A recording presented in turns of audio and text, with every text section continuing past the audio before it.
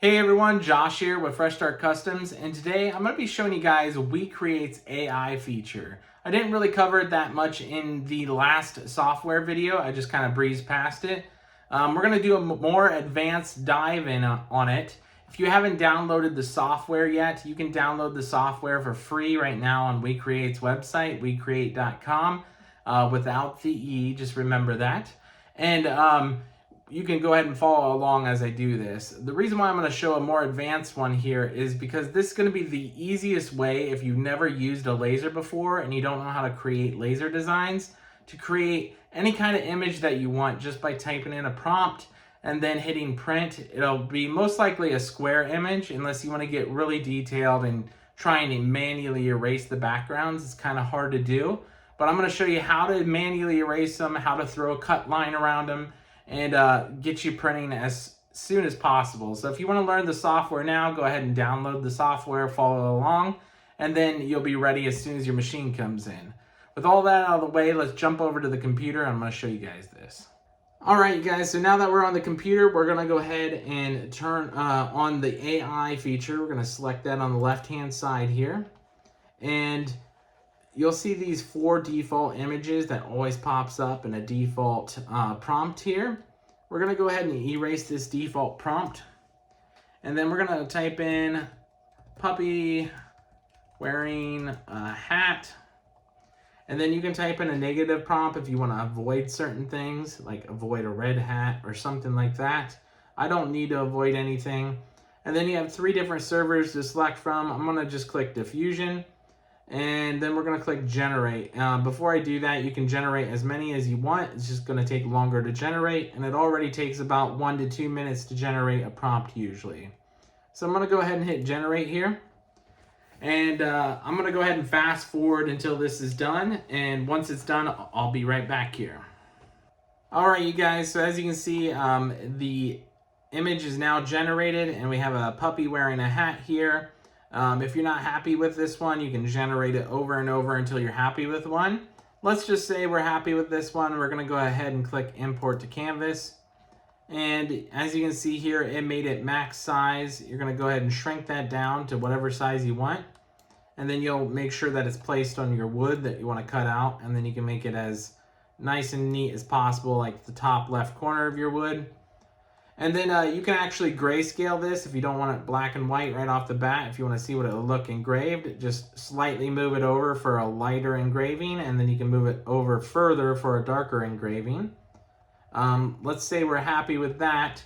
You can then edit the image. You click edit image.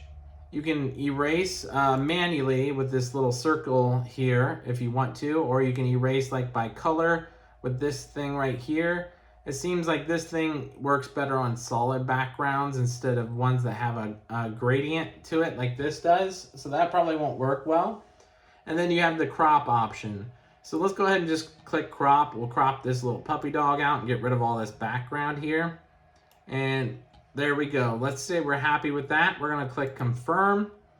And this is the new image here after it cropped. We'll move that back up to the top left here. And let's say you're completely happy with that. I'm going to zoom in here so you can see this a little bit better. Let's say you're happy with this. What you want to do first is make sure you select your settings. I have this type of wood pre-selected here. And let's say we want this setting right here, this shading. We're going to click on that. And then we'll click off of it. You now have your settings completely set for that type of wood. And then you want to throw a cut line around it. Obviously, you can create a rectangle if you want to by yourself, but with this, you can just click contours and it'll throw a cut line around it automatically, but it's going to save it as a score, or in this case, they have the word engrave. So make sure you change that to a cut. And then now you're ready to go. It'll print your image and then it'll cut the image out in a perfect square. And then you're all set. Now let's say you don't want it a square and you actually took the time to erase the background. It will do a cutout of just the dog itself. So let me get rid of this cut line we just created. And we're going to click on the dog here. We'll click edit image.